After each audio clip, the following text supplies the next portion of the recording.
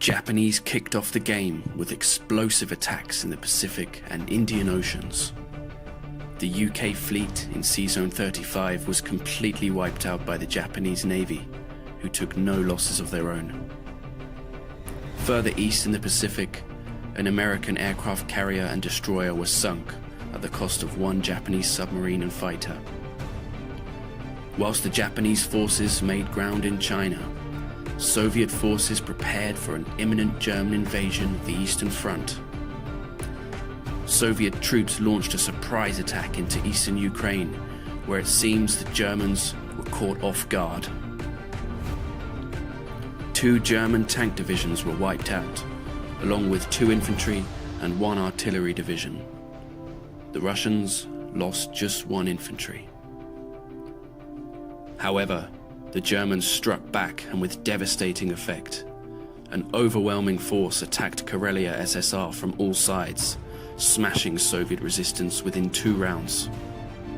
6 Soviet infantry were wiped out at the cost of just 2 German. The region of Karelia was captured, along with Leningrad, its industrial complex, and anti-aircraft gun.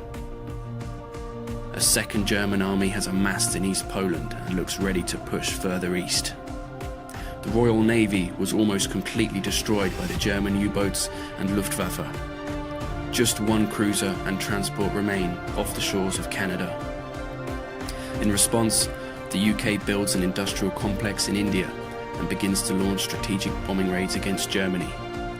Together with the American bomber, 10 damage was inflicted to German industry.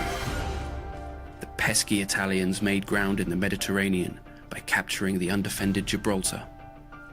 Meanwhile, the Americans mobilized their air force, sending fighters to the Pacific and bombers to the UK.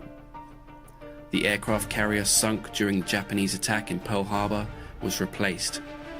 A significant force in eastern United States appears ready to mobilize into Europe or Africa. And finally, after a disastrous Chinese attack in Fujian, the Chinese forces retreat, losing 2 infantry divisions. The Japanese held their ground valiantly and sustained no losses.